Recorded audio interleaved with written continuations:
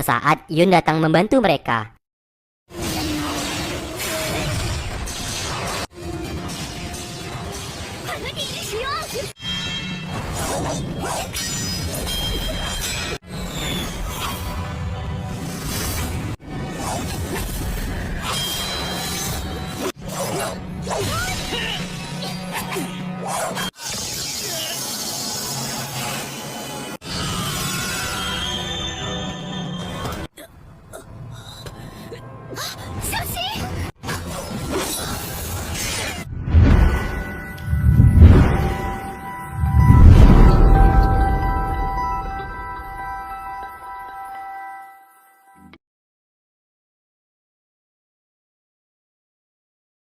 Tahu kan lokasi pavilion kitab tersebut.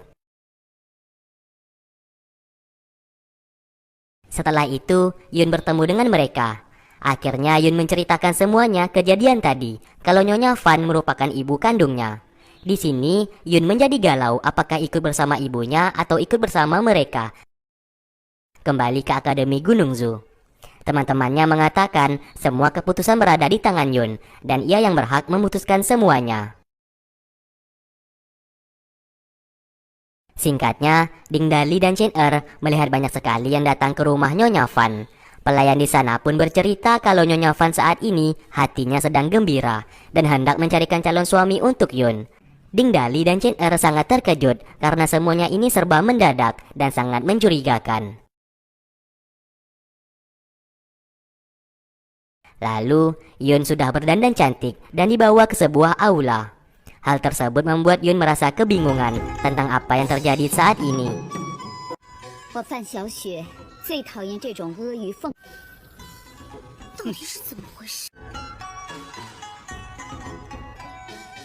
Mengetahui kalau dirinya hendak dinikahkan, tentu saja membuat ia sangat marah, dan ia tak mau menikah dengan orang-orang pilihan ibunya.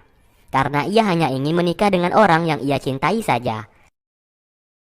Sesaat ia pun memandang Ding Dali, dan Nyonya Fan akhirnya menyadari kalau anaknya itu menyukai Ding Dali.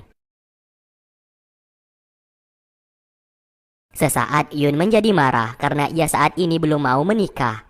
Ia yang kesal lalu pergi dari sana.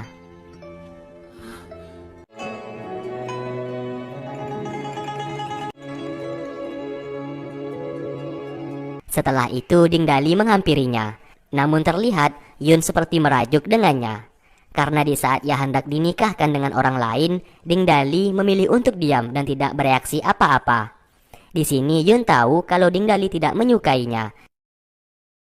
Dan Ding Dali berusaha untuk membuat Yun sadar kalau cintanya itu tidak bisa ia balas.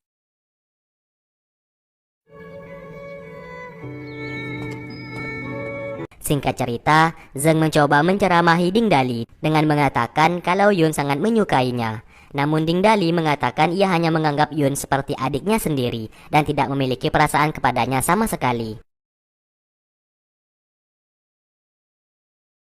Tak lama setelah itu, Ding Dali yang pergi dibuat pingsan oleh Fan bersaudara yang merupakan paman Yun. Dan setelah itu, Fan bersaudara mengikatnya. Terlihat ia beserta Chen sudah menggunakan pakaian pernikahan. Di sini Fan bersaudara tidak tahu pria mana yang disukai oleh Yun. Maka dari itu mereka menangkap keduanya.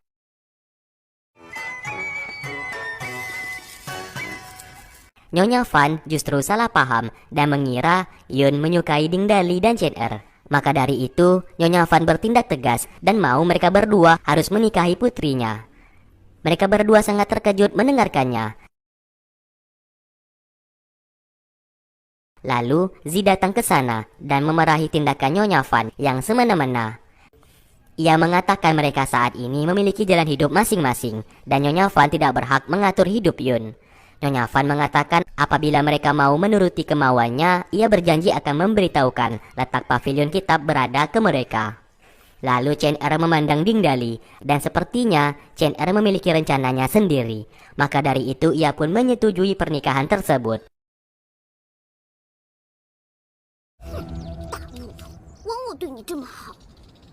Tak lama kemudian, Zeng membawa Yun ke sana, dan Zi menjelaskan semua duduk perkara yang telah diperbuat oleh Nyonya Fan.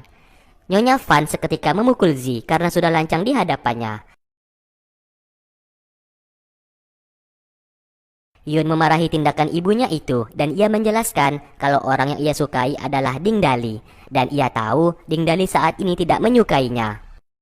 Maka dari itu ia menginginkan Nyonya Van menghentikan tindakan konyolnya itu yang telah diperbuat. Di saat Yun pergi dari sana, Ding Dali memanggilnya. Namun Yun sudah terlanjur benci kepadanya dan mengatakan kalau Ding Dali adalah pria yang paling bodoh di dunia ini. Sambil menangis ia pun pergi dari sana. Singkatnya, Nyonya Van meminta maaf kepada Yun tentang semua tindakannya. Namun Yun tidak membalas ucapan ibunya itu, yang membuat Nyonya Van sangat bersedih. 俗话说得好，血浓于水，小青鱼聪明乖巧。是了，我要去给他的同门赔不是，总有一天你会明白娘的苦心的。 Di lain sisi, ada seseorang yang berhasil menyelinap masuk ke dalam pavilion kitab. Di saat ia hendak memegang tombol di sana, ia pun tak bisa memegangnya. Dan seketika pavilion itu menghilang dan ia pun terjatuh. Ding Dali yang dekat di sana merasakan ada sesuatu hal yang terjadi. Dan mereka pun tanpa sengaja bisa melihat pavilion kitab tersebut. Nyonya Van menyadari kalau ada penyusup yang masuk ke pavilion kitab miliknya. Ia pun langsung menyerang orang yang menyelinap tersebut. Dan pertarungan mereka disaksikan oleh Ding Dali dan yang lainnya. 识相的，赶紧把5星酒店站住！ Singkatnya, orang tersebut berhasil ditaklukkan. Dan Nyonya Van mengenali orang tersebut yang merupakan salah satu dari 8 iblis penyihir. Pria itu pun dibawa untuk dipenjarakan.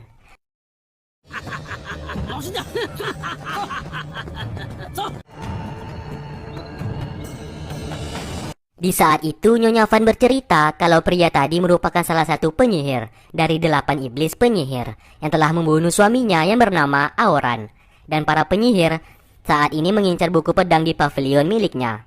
Saat sedang bercerita, tiba-tiba mereka mendapatkan serangan dan di pisau tersebut terdapat sebuah surat dari 8 penyihir yang meminta Nyonya Van ke belakang gunung.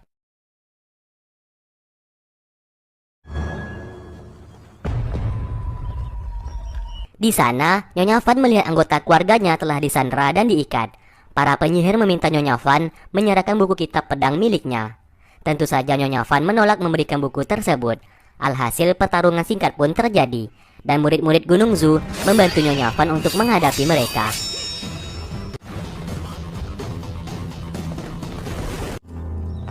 先把人放了。是。有劳你照顾受伤的各位。夫人放心。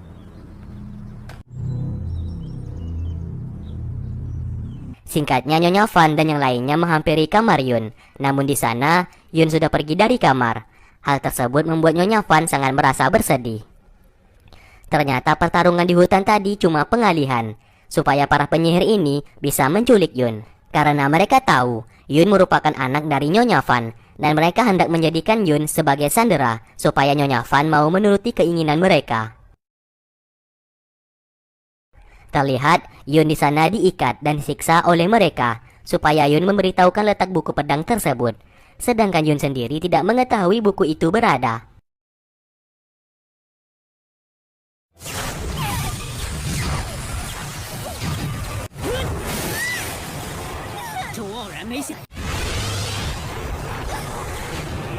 Terlihat Yu'er datang ke sana dan membantu Yun untuk lolos dari ikatan tersebut.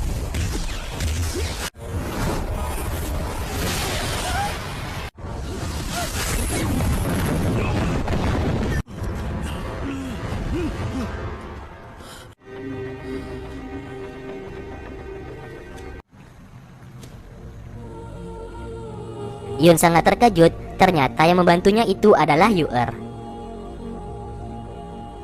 Di lain sisi, para penyihir tak sengaja bertemu dengan Nyonya Van dan yang lainnya. Nyonya Van menanyakan di mana Yun berada. Namun para penyihir mengira Yun telah diselamatkan oleh anak buah Nyonya Van. Alhasil mereka pun menjadi kebingungan dan pertarungan pun terjadi.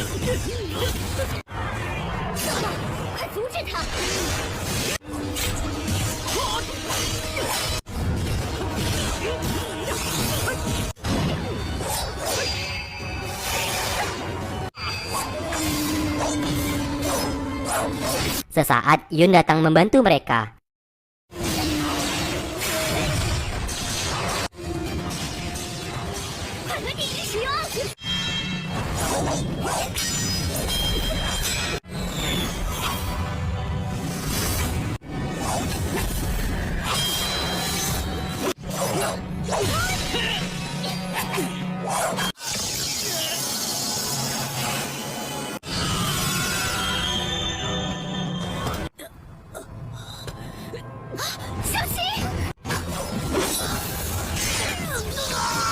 Dan akhirnya para penyihir itu dengan sangat mudah dikalahkan.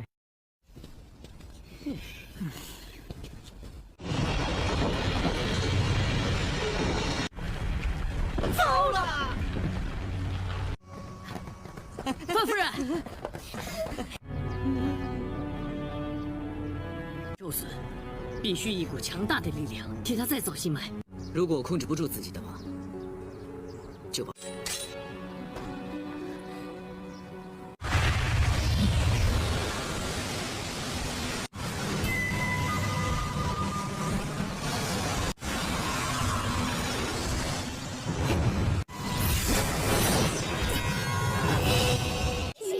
气云，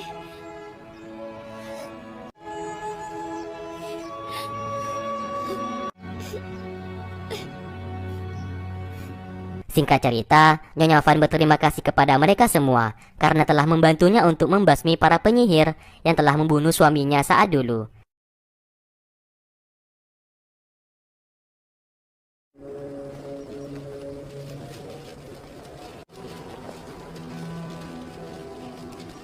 Dan setelah itu, Yun dibawa oleh sang ibu ke makam ayahnya. Yun sesaat merasa bersedih karena ia baru tahu kalau ayahnya telah meninggal sejak lama untuk menyelamatkan nyawanya saat ia masih kecil.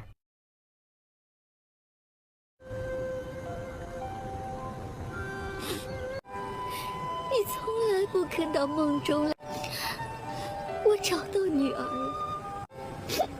娘，爹原来是个大英雄。 Dan setelah itu, Nyonya Van mengumpulkan mereka semua di sebuah tempat. Ia meminta mereka untuk menempelkan tangan mereka masing-masing.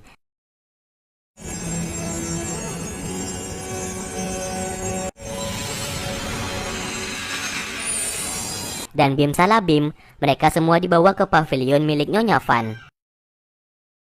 Di sanalah Nyonya Van menunjukkan sebuah buku yang nantinya dapat membantu mereka semua untuk menemukan ketiga pedang yang dicari oleh mereka saat ini. Dan salah satu pedang yang bernama King Suo berada di sebuah wilayah yang bernama Gunung Wudang. Dan part ke-11 pun selesai. Oke, terima kasih buat kalian yang sudah stay tune terus di channel ini dan menunggu video-video yang aku upload. Sampai berjumpa di part berikutnya. Wassalamualaikum warahmatullahi wabarakatuh.